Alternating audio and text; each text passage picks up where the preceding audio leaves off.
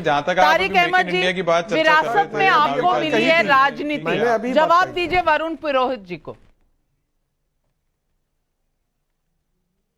Ma'am मैंने क्या कहा ये इन्होंने सुना नहीं। मैंने कहा कि गठबंधन बनने से पहले उन्होंने कहा था कि हमारा गठबंधन मध्य प्रदेश राजस्थान में है। मैं तभी कह रहा हूं झूठे मक्कार अय्यार लोग होते हैं। ये कांग्रेसी का मतलब होता है झूठा मक्कार अय्यार। अरे भाई, अब विरासत की बात कर रहे हैं। क्या बेकार बात करते हो, शब्दों का उपयोग सही करिए। आप क्या हैं? शब्दों का आप क्या हैं? टीवी पे बैठ के आप तो हिंदी तक तो बोलना ठीक से जानते नहीं है। आपको तो ना जाने क्या क्या उपाधि मिल गई है। आप तो बिल्कुल आपको कुछ पता नहीं, अनपढ़ गंवार होकर के आ गए टीवी के ऊपर, गंवार आदमी की जैसे बात करते हो टीवी के ऊपर। बात क्या बताएं? अब तो और कहिए तो और कलई खोले। माउंट बैटन से हमने पट्टे पर नहीं लिखवाई है।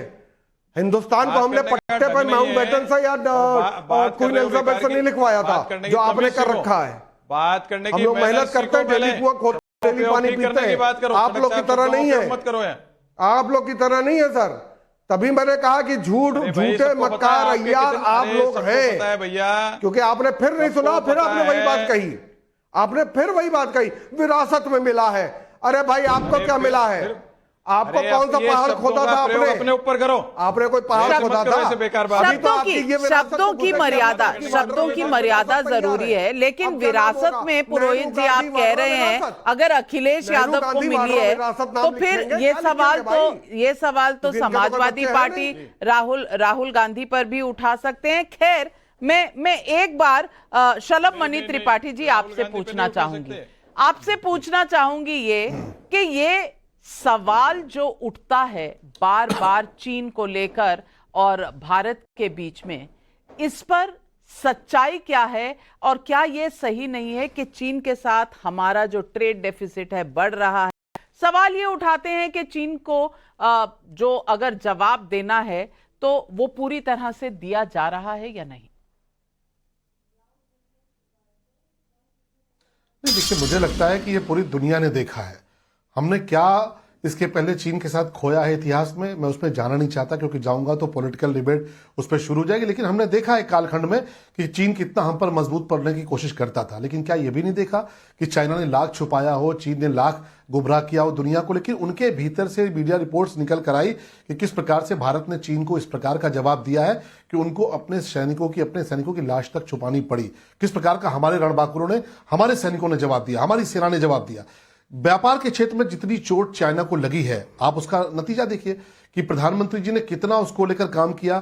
वोकल फॉर लोकल से लेकर मोबाइल सेक्टर से लेकर रक्षा के क्षेत्र से लेकर तमाम सेक्टर जहां पर चाइना का बिल्कुल वरदस्त होता था, उस पर कितनी करारी चोट लगी है। और आप देखिए कि बहुत बड़े पैमाने पे हमारे यहाँ जो स्वरोजगार के माध्यम पैदा हुए, लोगों ने छोटे छोटे स्तर पे काम करना शुरू किया। उसका परिणाम रहा कि इस बार भी आपने देखा होगा कि दीपोत्सव जब हुआ है तो 99% से ज्यादा, मैं कह सकता हूं 100% के आसपास जो आपके दीपोत्सव में जो चीजें उपयोग में लाई गई वो स्वदेशी थी, भारतीय थी। ऐसे बहुत से मंचों पर, बहुत सी जगहों पर, बहुत से ट्रेड में, बहुत से कारोबार में, सैमसंग जैसी कंपनी देखिए भारत में नोएडा में आके उनका काम शुरू हुआ है। नोएडा में बहुत बड़ा उन्होंने प्लांट स्टैब्लिश किया है। तो मैं अगर गिनाने पर चलूंगा तो मैंने कहा ना, बहुत सारे काम हुए हैं और चाइना को जितनी चोट दे सकता था भारत प्रधानमंत्री जी के नेतृत्व में देने का काम हुआ है। लेकिन राहुल गांधी जी के साथ समस्या क्या है? भी मैं देख रहा था किस प्रकार की नोकझोंक हो रही थी हमारे दोनों मित्रों में।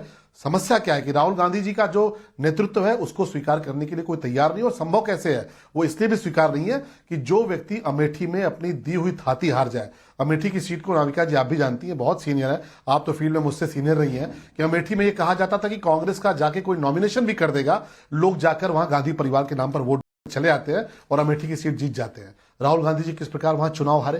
तो जो साथी ये कह रहे हैं कि भाई विरासत की दी हुई थाती भी आपने गंवा दी, वो गलत नहीं कह रहे हैं कि राहुल गांधी जी ने तो कुछ छोड़ा नहीं। और राहुल गांधी जी जितना चुनाव हारे हैं पूरे अपने जीवन में, उतना चुनाव कोई बड़ा से बड़ा नेता हार गया होता। बस हाँ, वो वंशवादी नहीं होता, किसी परिवार से नहीं आता, तो उसका पॉलिटिकल कैरियर खत्म हो चुका होता, समाप्त हो चुका होता। लेकिन क्योंकि वो राहुल गांधी है इसलिए उनका पॉलिटिकल कैरियर चल रहा है। आज विवेक श्रीवास्तव जी विरासत की बात सपना आता है। विवेक श्रीवास्तव जी, विरासत की बात तो यहीं से शुरू होती है।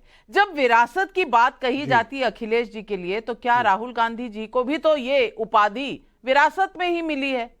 2004 में जब वो पहली बार मेंबर ऑफ पार्लियामेंट बनकर आए थे तो उससे पहले पॉलिटिकल एक्सपीरियंस तो नहीं था। जी नहीं, ठीक है। देखिए, मैं इसमें इसको एक अलग तरीके से देखना चाहूंगा।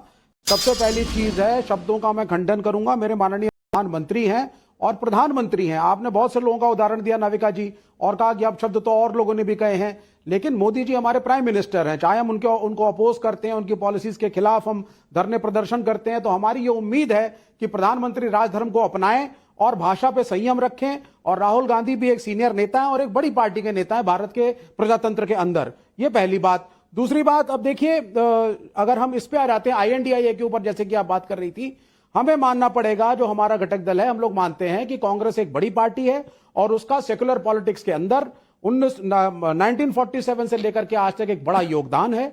एक जातीय रिजर्वेशन भी SC/STs का उन्होंने लॉन्च किया, बहुत सी वेलफेयर स्कीम्स को लेकर के आए, तो एक योगदान तो है कांग्रेस पार्टी का। हम माननीय श्री मुलायम सिंह यादव को भी एक बड़ा नेता मानते थे हमेशा, जो कम्युनिस्ट पार्टी के थे, हरकिशन सिंह सुरजीत के कॉमरेड के बहुत करीबी थे। और जिस तरीके से जब विध्वंस हुआ उस डिस्ट्रीब्यूटेड स्ट्रक्चर का, तो मुलायम सिंह यादव जी ने जिस तरीके से सेकुलरिज्म का झंडा इस देश का ऊपर उठाया, वो भी एक सम्मान की बात है। How can you say like that? नहीं, it's okay, let me speak first. ये तो हो गई दूसरी बात। तीसरी बात, जो मेरी बात हुई थी, but don't say that everyone is agreeing with you. No, we are not agreeing. We are not agreeing with any of your point. Then you please लाड़ी साहब, आप गुस्से में होते हैं तो अंग्रेजी बोलने लगते हैं। लिया है। नहीं, मैं गुस्से में हुई नहीं, मैं हिंदी ही बोलूंगा। आज हिंदी का शो है मैडम, हिंदी हमारी राष्ट्रभाषा है और आप हिंदी की बहुत अच्छी एंकर हैं, आप बहुत अच्छा हिंदी बोलती हैं, तो इसलिए मैं हिंदी में बोलूंगा कि अखिलेश जी का निर्णय है कि भाई स्टेट के इलेक्शंस हो जाएं, फिर हम मीटिंग करेंगे, विचार विमर्श करेंगे और तब देखा जाएगा। INDIA के सभी सीनियर नेता उनको फोन भी कर रहे हैं और हम लोग कह रहे हैं मिसअंडरस्टैंडिंग है, हटाई जाएगी। INDIA 2024 में मिलकर लड़ेगा और भाजपा की सरकार जाएगी। यह भी आप लिख लीजिएगा। अभी ये स्टेट की पॉलिटिक्स अलग होती है, केंद्र की अलग है, ये चीजें चल रही हैं।